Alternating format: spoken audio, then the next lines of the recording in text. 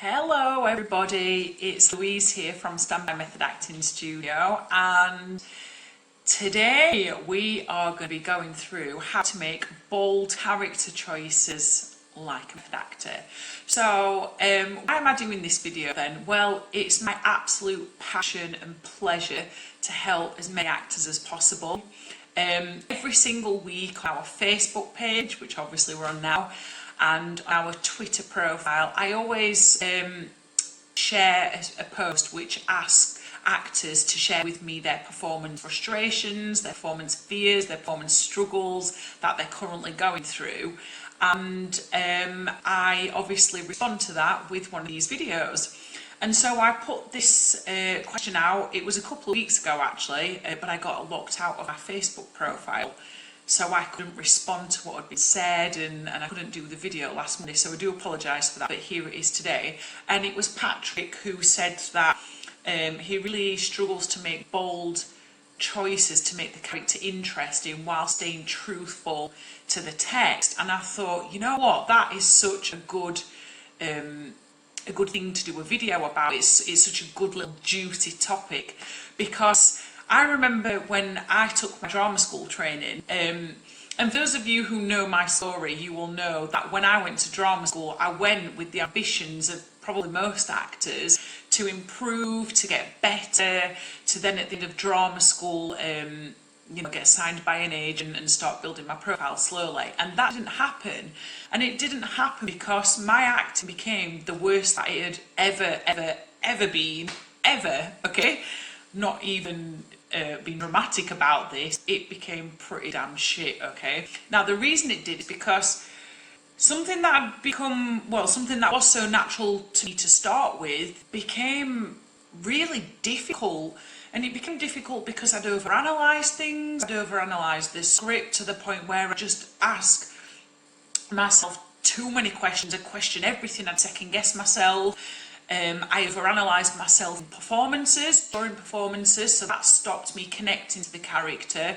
I started comparing myself to other people, which of course when you do that, your confidence starts to just disappear. I started being aware, very self-aware during performances of what my hands were doing, what my voice sounded like, of my accent, of what I was doing, and I started to critique myself mid-performance and go, no, that's crap. And so obviously when I was doing that, there was no way on this earth that I was ever going to be making bold character choices. There was no way that I was going to be connecting to the character.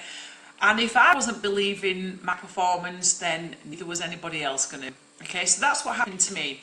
And so when I left drama school, age 21, I just didn't feel ready. I did not feel like a professional actor, and I didn't feel like I could go out there into the big bad world of acting and audition successfully.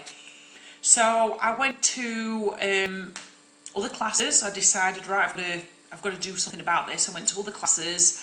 I started learning acting for camera and doing classes in the monologue.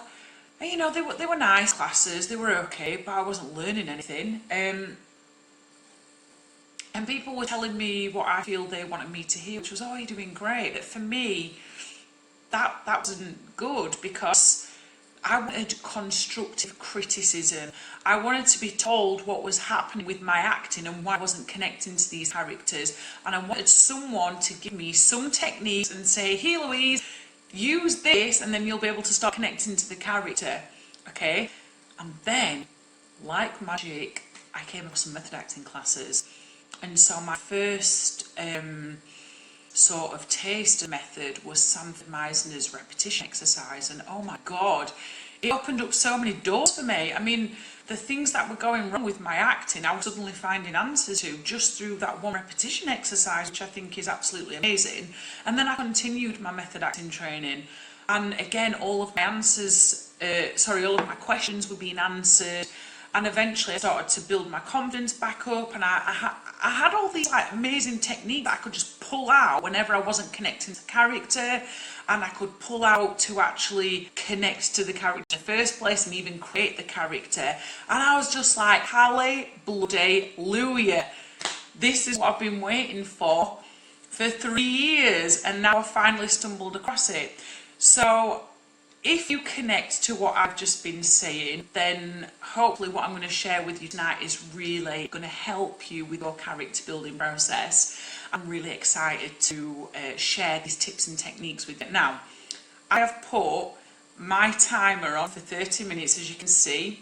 I'm going to press start now because I could talk about acting until the cows come home. I absolutely love it, but I don't have longer than 30 minutes. So we're going to get started, okay? Now, we'll just wait for Facebook to build an audience, but if you are watching now and you've got a struggle, or you've got some fears around character building, or you've just got some problems at the minute that you want ironing out, let me know in the comments box. Just write a little comment and just tell me what it is that you're struggling with creating characters and making bold character choices and connecting to their characters. So just write me a comment in there.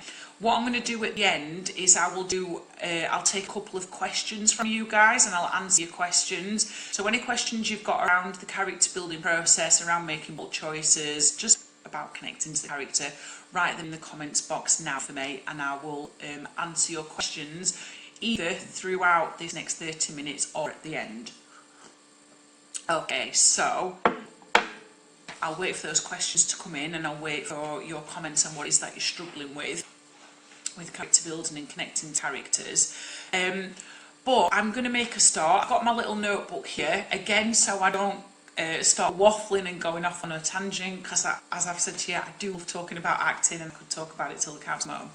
Now, the first thing you need to do when it comes to making bold choices to create a character that is powerful, authentic, intense, one like your acting idol creates. And for me, my acting idols are those people like Al Pacino, Robert De Niro, Daniel Day-Lewis, Tom Hardy, Angelina Jolie, all these sorts of actresses and actors. They're the ones that inspire me. So if you want to create a character like what your acting idol creates, then the first thing you've got to do, and I talk about it all the time, and it's the first thing I will tell any actor to do, whether that's in one-to-one tuition with me, whether that's on our 12-week method acting program, wherever, or even on a video like this, is to read the script and pull out the given circumstances. If we're going to miss these given circumstances, then we are missing vital clues, because all the answers we ever need to create a character are in the script. Okay, so you might be thinking, well, what given circumstances? So if you don't know what they are, they're the facts in the play that we as actors don't have the authority to change, because we're not writers, we're actors, okay? So the given circumstances are the facts in the play. And I say play meaning, TV or film script as well. So they are in the events of the play, and they shape the events of the play. So the circumstances shape how the play moves forward. So they're the first things that you need to be pulling out. Now, Viola Davis says that this is the first thing that she does when she's got a script, is she goes straight to the given circumstances. And it's the first thing I teach all of my actors to do. Now, Anthony Hopkins is renowned for reading the script over 200 times, so he can pull out all of those given circumstances. And I encourage my actors that I'm training to do exactly the same. And you might think, oh, but 200 times, I've not got time to do that, and what a bloody chore. But when you look at these actors like Viola Davis and Anthony Hopkins, and you look at the standard of their acting, you never for one moment think, oh, this is an actor acting. You're just totally blown away by the character, by the truth, by the intensity, by the gifts that they're offering their fellow actors in the scene. And I would encourage you to be working to their standards. So do read that script as many times as you can, and do pull out those given circumstances. So just to clarify, they are the facts in the script that the playwright has put in there, that we as actors don't have the authority to change, because we're not a writer, and also if we start changing them, we're changing the course of the story. And the given circumstances move the story forward. So they're grouped into events, and we look at the given circumstances from past perspective, from present perspective, and what we expect to happen in the future if things keep going the way they're going. So we segment them into events. So that's what you want to be doing. Because what you want to be looking for is, well, how is your character responding to these events, to these circumstances? Once we can start looking at that, we can start thinking about how we're going to make these bold choices and how we're actually going to create this character. So the given circumstances are all the clues you need for this beginning process to start building your character. So if given circumstances are making sense to you, please pop a yes in the comments box now for me. And I can see that Helen has written something. She says, as soon as I get a script, I can be like, so what to do now? Any tips on how to get started? Sorry, I've got my glasses on if I'm squinted. I think that says from character work. Yeah, given circumstances like what I've just been saying, that's what we need to be looking for firstly whenever we're reading this play. What I would actually say though is when you first read the play or the script, take note of what your imagination or what your actor's antennae, which is what I like to call it, what that's pulling out of the script. So it'll be going and it'll be making little choices, it'll be pulling things out of the script, and I'll be writing quick notes down on what your actor's antennae is actually bringing up for you, because when you first read the script, your imagination is unfiltered. There are no filters on it, and your creative impulses work to their optimum. So I would be making notes, first of all, of what your actor's antennae is saying, and then go into the given circumstances. So that's what I'll be doing. So the given circumstances, again, are the facts that you can't change, and they are what move the story forward, and they're segmented into events, and then they're segmented further into past circumstances, present circumstances, and future circumstances, which are what we expect to happen, given what's been happening in the past and the present. Okay, the next thing you need to be doing in your character building process is looking at the inner rhythm and the outer rhythm of the character. Now I'm going to explain that further in a few minutes, but before we do that, we want to be looking at what are this person's personality traits. So we can break that down into two sections. We've got the the more dominant traits of this person, which we would see in most circumstances which they're comfortable showing, and you will see these largely throughout the script. And then we've got the underlying traits as well that they don't necessarily show. So if you think about yourself as a person and someone was to describe you who you don't necessarily know very well, and then someone who does know you quite well, how would they describe you, just in 3 to 5 traits? So these outer traits are the ones that you show most of the time wherever you are because you're comfortable with them. So for me, I always get passionate character, personality trait, bubbly, confident, loud. People say I'm like the life and soul of the party. That's what I always get on the outside, okay? But that's not all of me. There's way more to me than that. There's way more to the characters you're playing than these outer layers.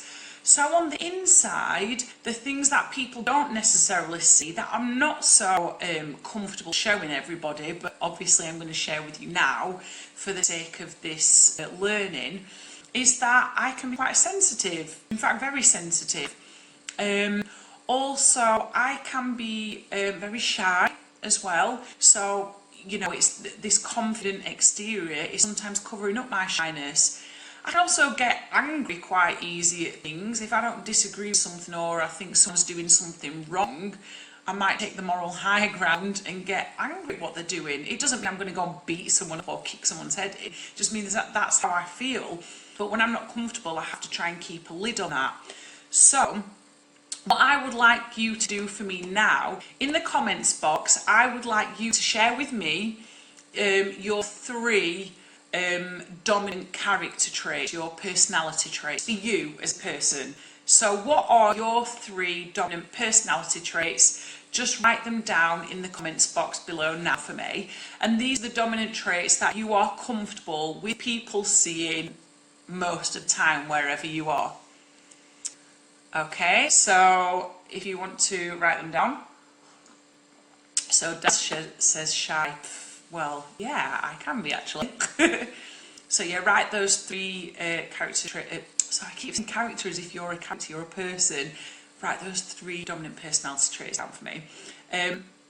And I'll just continue until these comments come through, because sometimes Facebook can be a little bit delayed. It doesn't share these comments with me in real time. Okay, so once you've figured out the dominant character traits and the underlying character traits of this person, then you've got good ground to start creating this character. So Jane said friendly, caring and quiet. Yeah, some people are quiet and that's absolutely fine. And the character you're playing may be quiet, or it may be loud like me, or it may be in the middle. We don't know. Helen says positive, ambitious, grounded. Oh, they're lovely character traits from both of you, Helen and Jane. Okay, so we've got a few coming through now. So what I want you to do then now is tell me the underlying traits that you've got that you're not necessarily comfortable showing everybody. These are the ones that probably come out when you're with people that you feel confident around or that you know very well. As I said, my shyness, my little bits of anger, and my insecurities and sensitivity, I don't necessarily show around everybody. These are reserved only for the people that know me very well. And so the characters that you're playing will also have some traits that are only reserved for the people that they feel the most comfortable around. So share with me what your 3 underlying traits would be, if you could describe them in 3 traits, so the ones that you don't necessarily show. Okay, so I'll go back to what I was saying as we wait for those to come through. Oh, Patrick said outer, bubbly, caring, optimistic. They're lovely as well. They're for his outer ones. Okay, so I'll just wait for those comments to come through. But I'll carry on talking because I know we've always got a delay on this. So if I have to keep going backwards and forwards, I do apologise. It's just because Facebook's not showing me the comments in real time. So you're sharing with me your underlying traits that you don't necessarily show to everybody. They're only shown maybe in extreme circumstances or when you feel comfortable around people. So when we've got these outer traits and these underlying traits, and we've got these from the given circumstances, because remember, everything is rooted in the given circumstances, and no matter whether you read my blogs, my emails, my videos on Facebook, you're just going to hear me banging on about the given circumstances because they're so important.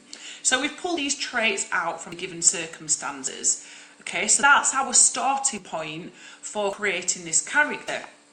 Now, what we want to also do is look ourselves. We want to sort of like draw upon the parallels between ourselves, the actor, and the character. We want to start closing that abyss between ourselves and the character. So what you can do, and which I suggest you to do, and I always suggest my actors to do who I'm training, is make a big long list of all the similarities and all the differences between yourself and the character. Okay, so let me just go back because I'm just getting the comments through now, and then I will go back to these similarities and differences. So Patrick says underlying stressy, argumentative, anxious. Yeah, anxious. I'm anxious as well. I can relate to that, and I get stressed out as well. Helen said insecure, romantic, shy. Yeah, I totally relate to that as well, Helen. And Jane said wicked sense of humour, talkative and confident. So what you're starting to see now is that the outer layer usually is compensating for an underlayer, and this is what we're going to go to in a while with our characters. So I'm going to go back to those similarities and differences. Now, one mistake or one trap that many actors fall into is writing tons and tons and tons of differences, but not many similarities, okay? Now, I would like to challenge you when you're creating a character to get as many similarities down as you can. Now, the only way you can do this is by reading that script over and over and over again. Be like Anthony Hopkins, read your script more than 200 times if you can, but definitely be reading it, definitely more than once, because we're not going to pull out much when we only read it once.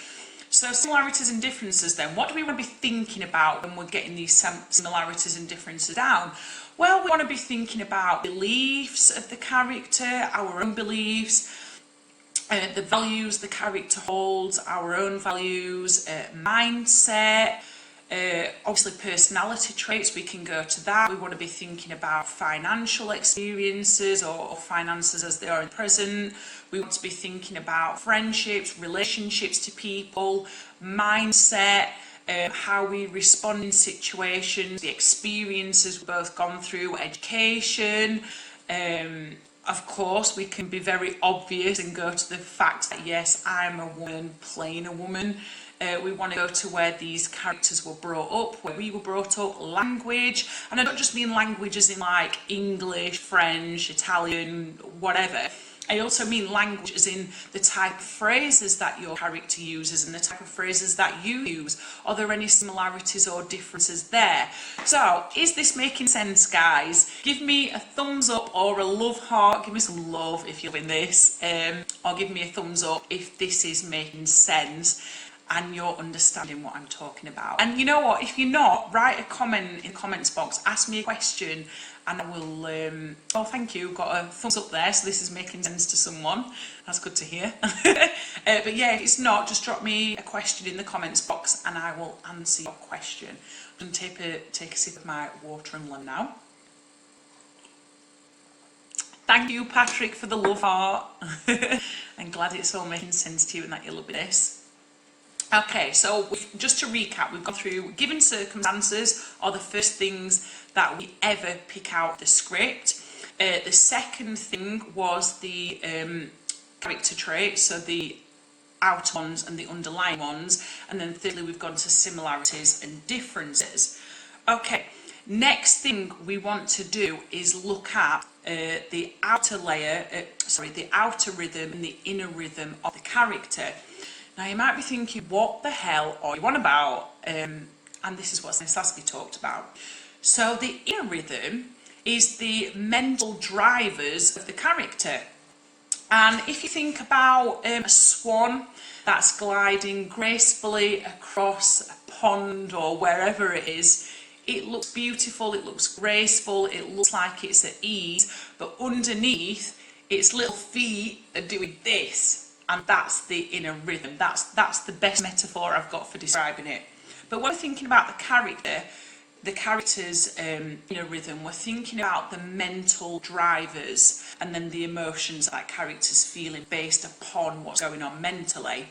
So the mental driver is basically rooted in the given circumstances and how this person is responding to these given circumstances, the events and what's taking place.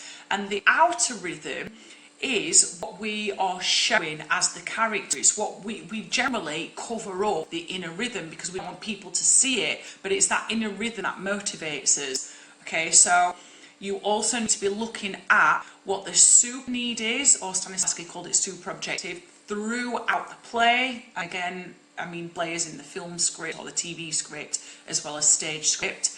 And then we want to be looking at the immediate needs in each scene. So when we can figure out what the super need is and what the immediate needs are, we can pretty much figure out what the motivation is, what the motive is that is driving us to find this behaviour, and that will also help us figure out what is going on in the inner rhythm of the character. And this is when we can start making bold choices, because everything that we've pulled out of the script has its roots in the script. You know, we don't want to be creating a character that goes off at a complete tangent and has nothing to do with the words that the playwright's written. So, is that making sense to you? Well, if it is, give me a like or a love, or write a comment and just say yes, and I'll continue. So, when we're thinking about the inner rhythm of the character, this takes in, thank you for the love heart, whoever gave that, I'm glad that it's making sense. So when we're thinking about the inner rhythm, it takes into account the mindset of the person. Now, the mindset of this person is shaped by their experiences, okay? So I'm going to give you an example. My mindset is to be very ambitious, to be very focused, and to work hard. Now, the reason that I think about that, or I behave like that, sorry, and that's my mindset, is not because that's come out of thin air. That's because my dad drilled it into me when I was younger to work first, play after. He always said to me, I don't want you to end up in a dead-end job like me, because my dad works in a factory. So because he said that to me over and over and over again, he said it enough times, I've been conditioned by what he said. So, and that's affected my mindset and now my behaviour, because obviously I don't work in a dead-end job like him. Another thing to think about from my own upbringing is that I was brought up in a very loud house. I've got 2 sisters, a mum and a dad, so there was 5 of us, and basically had to shout to be heard. So that's why I've got a naturally loud voice, because I've been conditioned by my family. Okay, so the inner rhythm, the mentality, also affects our body and our voice, so our physicality, our idiosyncrasies. We start to pick up our idiosyncrasies from people that we're spending time with, or huge amounts of time with. So when you're looking at your character and you're looking at the inner rhythm and the outer rhythm, don't just look at the character as a single person and it's just them and that's it. What has actually got them to where they are? And this is where a backstory comes in handy, okay? Because you can start to shape the character's history based on what you're seeing in the script. So we do some fantastic exercises on our module, Building a Believable Character, where we look at the script and we take out all the clues from the script to figure out what exactly their backstory is, so we're not going off at a tangent, it's all based in the given circumstances, okay? So that's what you should be doing. But the other point I want to come to is that you don't want to be looking at the character on their own. How are they responding to other people? That's what you want to be asking, because those responses are giving you clues as to who this person is, as to what's going on in their mindset, in that inner rhythm, and then what they're covering that up with on the outer rhythm. And from that you can start to figure out, well, okay, so this is what's gone on in their life, in their history, this is what's going on now, this is how this character is responding in the present moment to these people. So because I've got clear understanding now of their mindset, of their drivers, which come from the motivations, now I can start to figure out what their voice will be. Now I can start to figure out what their physicality will be. And this is really important for developing a character. So as I said to you, I was brought up in a very loud household, so naturally my projection is pretty damn good. Okay, I just have to tone it down TV work, because I'm quite loud naturally. So if you're struggling with the character, what I don't always say is go back to your own life first. Figure out who you are. This is the one question that I always ask in our studio is, who are you? Because if you don't know who you are, you're never going to be able to make bold choices when creating a character. And it's the one thing that Lee Strasberg always asked in his studio, the actor studio, who are you, to his actors. And most actors start to realise that when they're taking the training, especially when it's good, decent training, you start to figure out more about yourself first before you do any character. Sorry, I just want to sip because I don't want to lose my voice. I want to keep hydrated. So, is this making sense, guys? If it is, again, just put yes in the comments, or drop me, if it's easy, drop me a like or a love if you're loving it, of course. So, we're looking at the inner rhythm and the outer rhythm. So the inner rhythm comes from the mindset of the character, and we figure this out by looking at their motives and also by looking at how they're responding to people in the scene. So I hope that's making sense to you all. Okay, now to create character, sorry, I've just knocked my table, so it's made my laptop wobble. Yes, it's making sense, Patrick. Brilliant. Yes, from Jane. Fabulous. I'm glad this is all making sense to you and it's useful. Okay, so when we're creating a character, we've looked at the given circumstances, we've got the similarities and differences down between ourselves and the character, we've looked at the outer traits, the inner traits, we're looking at the inner rhythm, the outer rhythm, the motives, the needs. What we can do to create a character is draw upon our own life experience. We can use people that we know as the sort of stimuli to create that character, or we can people watch. And this is one thing that I do as an actor, and it's one thing that I get my acting students to do, is to go out and people watch. In fact, I get doing all three things, to be honest with you, but I want to talk about people watching first, just because it's really exciting. So when I was at drama school, when I was 18 years old, we got given this project where we created a character from scratch. And the character that I created was a 17-year-old who came from a very wealthy family, which is totally different from me because I was brought up in a council estate and really wanted to challenge myself. And she'd got involved with the wrong people, and she'd started to get trafficked for sex, for drugs. So it was quite an intense character to play, and a character who's obviously not quite developed their identity. Jane said, love people watching. Yes, so do I. Well, let me tell you about my people watching for this character then. And if you've done something similar, share it in the comments. I'd love to hear. So I was playing this girl. Basically, she was now prostituting herself out to get money for drugs for her pimp, this person who took her under his wing. And obviously, people think when you're working with the method, it means that you've got to go out and be a prostitute, and that's just ridiculous. That's crazy. You're putting yourself at risk and in danger. But I was very curious about this way of life and this lifestyle choice, because obviously I'd never done this.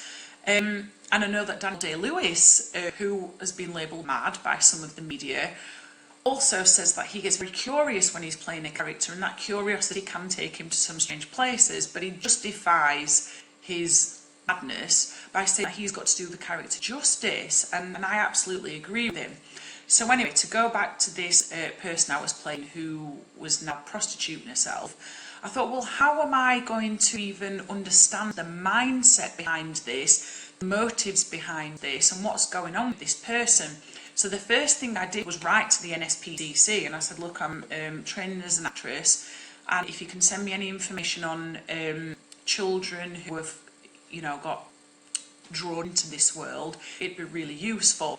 And they sent me this massive package out with facts, figures, experiences of some of the people they come into contact with. Obviously, didn't tell me their identity or anything, and that was so useful. And I was just like, oh my god, this is a whole other world here. And so I got a little bit more curious, and I was like, okay, so I'm very curious about how vulnerable these people are, because that's what was showing up to me, is the vulnerability in this pack that the NSPCC sent out. So I decided to go and stand behind the train station in Manchester and just observe these people who'd made this lifestyle choice. And again, I saw that these people were really, really vulnerable, but this time I was seeing it firsthand. When they were getting in cars, I was just like, oh my god, these people are putting themselves in danger. Anything could happen to them. These women, and it was women obviously that I was observing, I was thinking anything could happen to them. Like these men, we don't know who they are. We don't know them from Adam. We don't know what their backstories or what their motives are. These ladies are watching could go into this car and never come back, or something really bad could happen to them, as obviously we have heard about in the news previously, in previous years. I was just like, I can't believe the lengths they're going to and how vulnerable they're making themselves to earn money. And this made me even more curious, because I was thinking, well, what are these people's backstories? Like, what are their motives? What are their drivers? What's driving them? And what's made them feel like this is the only choice that they've got to earn money? So Luke's just started watching. I'll have to play it back. Thank you for being watching your other videos on YouTube. Thank you. You're very welcome, Luke. I'm really glad you find them useful. I absolutely love helping actors. It's my favourite thing to do, other than acting myself as well. So yeah, what we're saying. Prostitutes, I was watching them. Okay, so what had got them to this choice? So I thought, okay, well, I need to do something else now. I want to know what this vulnerability feels like, because there was nothing from my life at 18 years old which matched that vulnerability. I'm not saying I had a plain sailing life, but I'd certainly not felt that vulnerable. Oh, by the way, I just want to point out to you that when I was observing these people, I was as far away from them as possible so they would never ever know what I was up to. And I'd also took my friend with me to keep me safe. And so if you're going to do this sort of research, which is you know, a big part of the character building process, then I would encourage you to stay safe and take people with you. You don't do anything ever that could put your life at danger or at risk. That's just silly, okay? So anyway, that's the little lesson there. But yeah, so I took my friend with me, and I wanted to find out more about the vulnerability that these people are feeling. So I said, okay, what I'm going to do is, in the character's costume, I'm just going to stand near where these people are. I am not going to prostitute myself. I'm not going to sell my body. That's the 30 minutes. Oh my gosh. I told you I can talk for England on acting. So we'll need to wrap up pretty soon. But let me just finish this story. So I took my friend out with me and I stood on the streets. Well, I didn't stand on the streets. I stood in the car park behind this, behind where these people solicited themselves, because I wanted to see what that would feel like to be vulnerable.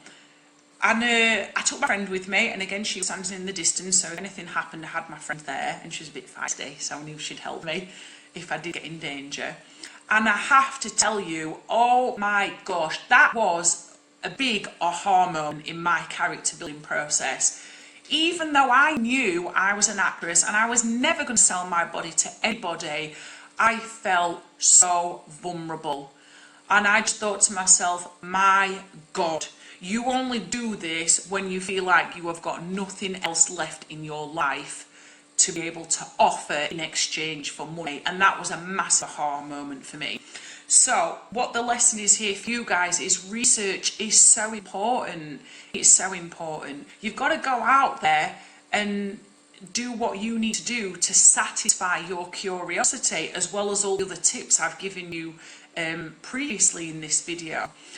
But always stay safe. So research is a big thing that you would do, and my actors have an actors journal that they fill in, which I give them on the 12-week programme. I give them free of charge, and it's worth like 75 quid.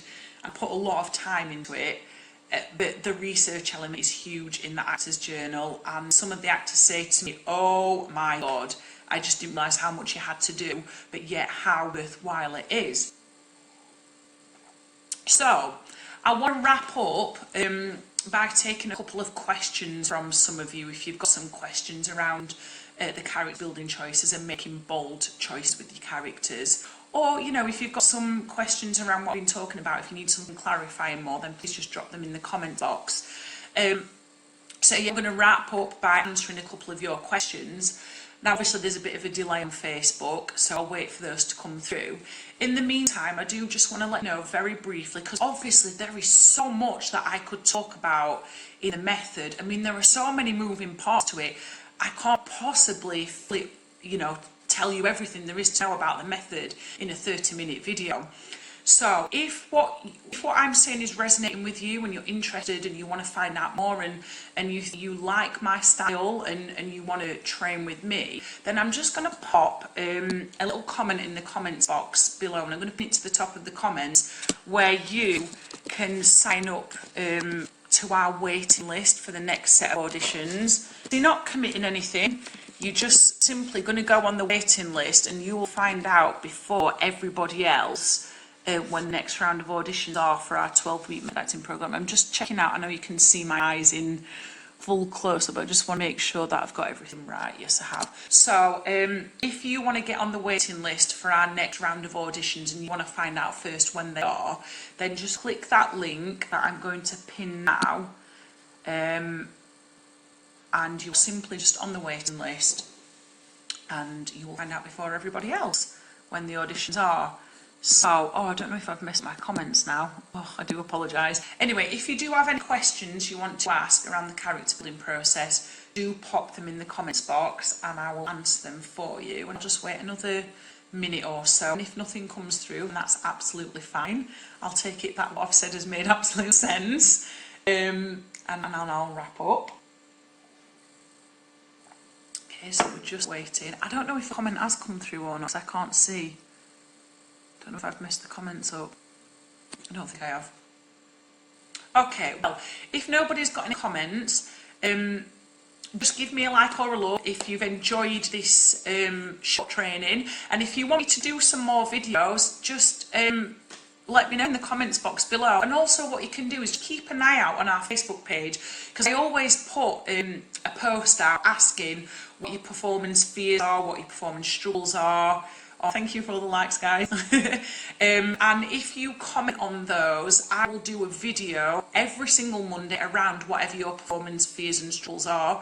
Now, if you don't feel confident writing them on the post, I completely understand that. That's absolutely fine. What you can do instead, when you see that post go up, just drop me a message, drop me a private message, and write what your struggles or fears are around performing are. Or any questions that you've got around performing, and I will do a video. So the next video will be next Monday, exactly the same time. Don't know what it's going to be about because the post has not gone up yet. It's scheduled to go out later on in the week. If you see that post, let me know what you want to do a video about, and I will do it next Monday. And I just want to say thank you so much for allowing me to share these 30 minutes with you and allowing me to share these tips with you. I really enjoyed it. I could talk about method acting all day long, but obviously we've got things to do this evening. Thank you very much, guys. I will also be sharing this on our YouTube page. So if you have got some spare time tonight and you want any more tips or advice, just go onto our YouTube page. It's Standby TV, and you'll find way more videos on there. So thank you very much, guys. I will see you again soon. Bye.